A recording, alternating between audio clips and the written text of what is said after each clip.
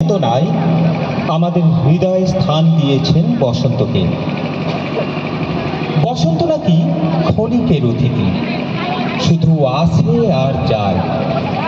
তবু এই বসন্তই আমাদের প্রিয় ঋতু। এই বসন্তের আনন্দের নবীনতাকে যে কেউ তার অন্তর দিয়ে অনুভব করতে পারে, আবিষ্কার করতে পারে নিজেকে, প্রকৃতিকে নতুনভাবে। তাই তো ঋতুরাজ বৈচিত্র্যের দূত, নবীনের সঞ্জীবনী আর প্রবীণের স্মৃতি মেদুরতা। আজ বসন্ত উৎসবে আমাদের প্রথম পরিবেশন আবৃত্তি আলেখ্য ঋতুরাজ বসন্ত।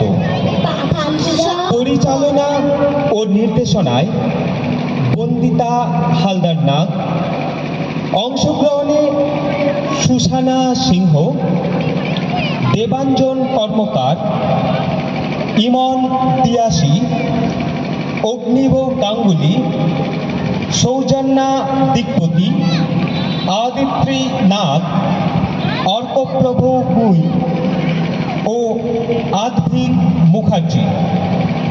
যে সমস্ত কবিতা নেওয়া হয়েছে তাঁরা হলেন মদনমোহন তর্কালঙ্কার, সাধনা মুখোপাধ্যায়, রবীন্দ্রনাথ ঠাকুর, রূপক চট্টরাজ ও অমরেন্দ্র চক্রবর্তী।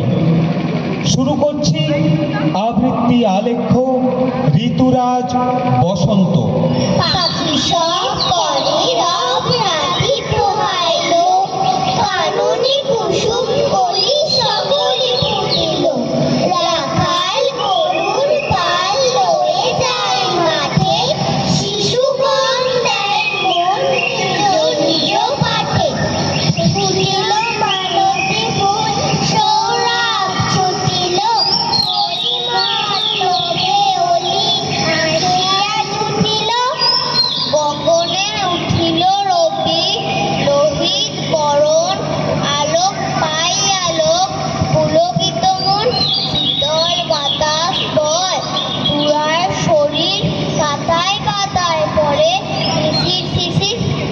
এদিকে এই যে বালকটি, যার মুখ ভরা হাসি, তাকে দেখে মন পুলকিত হয়। কোন বালক? বসন্ত বালক। মুখ ভরা হাসিটি বাতাস বয়, ওরে চুল, শীত চলে যায়, মারে তার গায়ে মুঠা মুঠা গোটা ফুল। আঁচল ভরে গেছে শত ফুলের মেলা, গোলাপ ছুঁড়ে মারে টগর চাপা বেলা। শীত বলে ভাই এ কেমন খেলা, যাবার বেলা হলো আসি। বসন্ত হাসিয়ে বসন ধরে টানে, পাগল করিয়ে দেয় কুহু কুহু গানে। ফুলের গন্ধ নিয়ে প্রাণের পরে হানে, হাসির পরে আনে হাসি। ওরে ফুলের রেণু, ফুলের পরিমল, ফুলের পাপড়ি উড়ে হয় যে বিকল। কুসুমিত শাখা কোনো পথ ঢাকা, ফুলের পরে পরে ফুল। বসন্তের আগমনে ধরণী উৎফুল্ল ও আনন্দিত, প্রকৃতিকে দেখার জন্য উদ্বেলিত। হে বসন্ত, হে সুন্দর, ধরণীর ধ্যান করা মন। বৎসরের শেষে শুধু একবার ঘটে মূর্তি ধরো নববরের দেশে।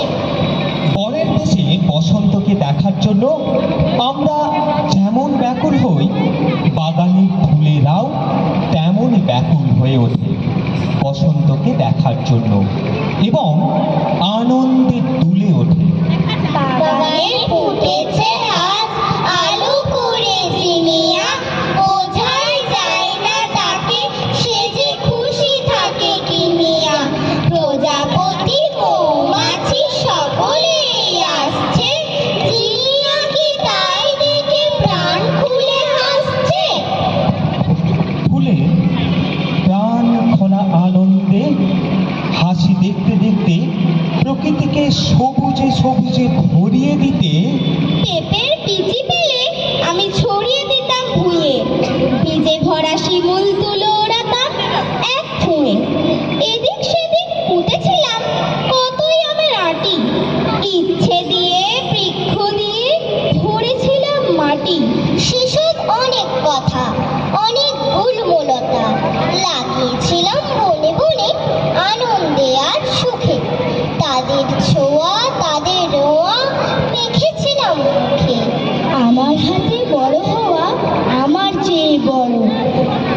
গাছের ডালে বসেছিলাম পাখি এবং ঝড়ো।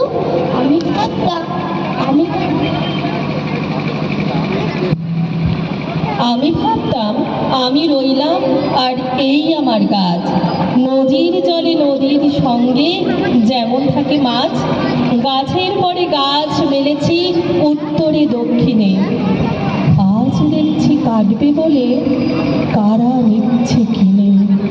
গাছ কাটা যে ঠিক নয় সেটা ছোটরাও জানে এবং মানে। আরে আরে করেনটা কি? গাছগুলোকে কাটেন কেন? পরিবেশকে সবুজ রাখুন, গাছ দিচ্ছে অক্সিজেন। এগুলো তো করে না ক্ষতি, একটি বেলাও দেয় না খেতে। একটু দেবেন জলের ছিটে, বললে মনে আসতে যেতে। তাও যে এমন ঠাকুর মাকড় করেন কত অবহেলা। পাতাবাহার গাছের ঝাড়ে ঠিকরে বেরোয় রঙের খেলা। রং শীতের শুষ্কতাকে ছড়িয়ে দিয়ে প্রকৃতি এই বসন্তে নিজেকে রাঙিয়ে তোলে। রং মেখেছে শিমুল পলাশ ফাগুন মধু মাসে। রং মেখেছে কৃষ্ণচূড়া বসন্ত উল্লাসে। রং মেখেছে নানান পাখি অজিত গানের সুরে। রং মেখেছে গাছগাছালি সোনালি রোদ্দুরে। রং মেখেছে আকাশখানা সাম্যদিনের বেলা। রং মেখেছে কান পাকা মুখ আঁচল করে খেলা।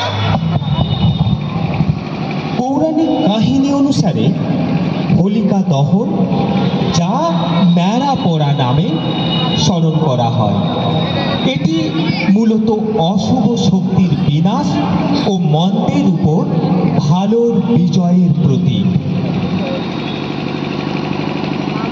মা বলল আজ ন্যাড়া পোড়া, কালকে হবে দোল।